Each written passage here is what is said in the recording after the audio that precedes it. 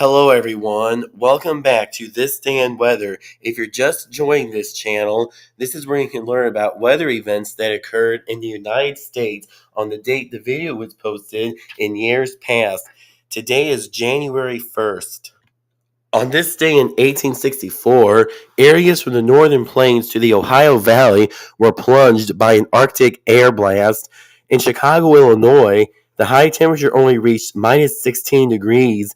Near Huntertown, Indiana, a farmer reported the same frigid high temperature. The high in Minneapolis, Minnesota was even colder, where the high was minus 25 degrees. St. Louis, Missouri saw an overnight low of minus 24 degrees, and the temperature there stayed below zero for nearly 2 weeks. The Mississippi River was frozen solid, and people were able to walk across it. On this day in 1888, the Signal Corps office opened in Rapid City, South Dakota. It was located in the Sweeney Building at the corner of 7th and Main Streets.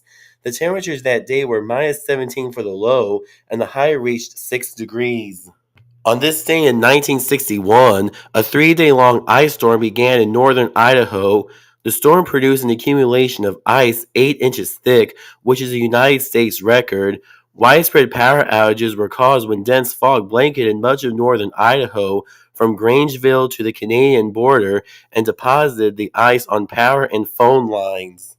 On this day in 1964, the Deep South was struck by a snowstorm which had started on December 31st, 1963. 15 inches of snow fell in Meridian, Mississippi, 10.5 inches fell in Bay St. Louis, Mississippi, and 4.5 inches fell in New Orleans, Louisiana.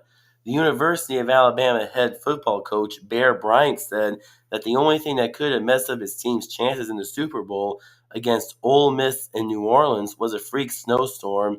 Much to his chagrin, New Orleans saw 4.5 inches of snowfall the night before the big game, but Alabama did win the game 12-7.